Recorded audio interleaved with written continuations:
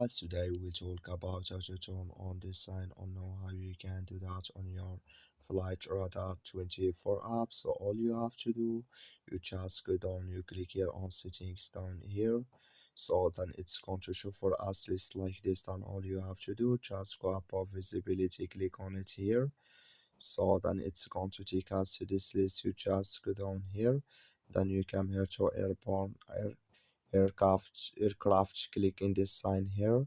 Then like you say, this color show for us that's main airborne aircraft, it's on now.